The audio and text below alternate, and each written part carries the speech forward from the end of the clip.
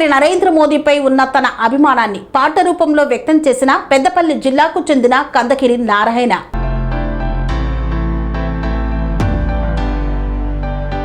పెద్దపల్లి జిల్లా కూనారం గ్రామానికి చెందిన కందకిరి నారాయణ వృత్తిరీత్యా స్వర్ణకారుడు, శిల్పి. సంగీతం, సాహిత్యంపై కూడా మంచి అభిరుచి కలిగిన ఆయన చిన్ననాటి నుండే దైవభక్తితో పాటు శిల్పకళలో నైపుణ్యం సంపాదించారు. దేవతా విగ్రహాల తయారీతో పాటు వాటికి ఆభరణాలు రూపకల్పనలో ప్రత్యేక ప్రతిభ కనపరుస్తున్నారు నారాయణ. హిందూ ధర్మ సాంప్రదాయాల పట్ల ఆసక్తితో సేవలను అందిస్తున్నారు. ప్రధానమంత్రి నరేంద్ర మోదీ చేపడుతున్న కార్యక్రమాలు, ముఖ్యంగా అయోధ్యలో రామ మందిర నిర్మాణం అనంతరం ఆయనపై తనకు మరింత అభిమానం పెరిగిందని నారాయణ తెలిపారు. ఆ అభిమానంతోనే మోదీపై పాటలు రచించడం ప్రారంభించినట్లు చెప్పారు. భారతదేశం హిందూ ధర్మం కోసం ప్రధానమంత్రి నరేంద్ర మోదీ కృషి చేస్తున్నారని తన అభిప్రాయాన్ని వ్యక్తం చేస్తూ తాను రచించిన ఈ పాటను ఆయనకే అంకితం చేస్తున్నట్లు కందకిరి నారాయణ పేర్కొన్నారు.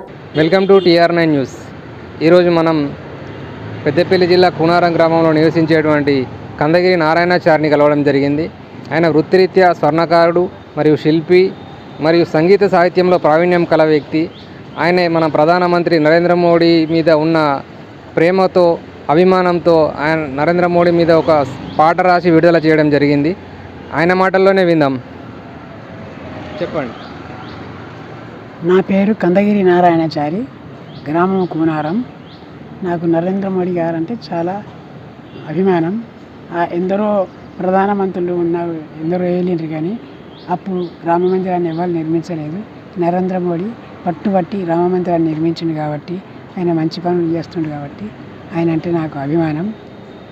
అందుకే అతని మీద ఒక పాటను రాసి నేనే విడుదల చేయనది. రచన, సంగీతం అన్ని నేనే సమకూర్చి ఆ పాటను విడుదల చేయనది. ఈ పాటను నరేంద్ర మోడీ గారికి అంకితం చేయాలని నా కోరిక.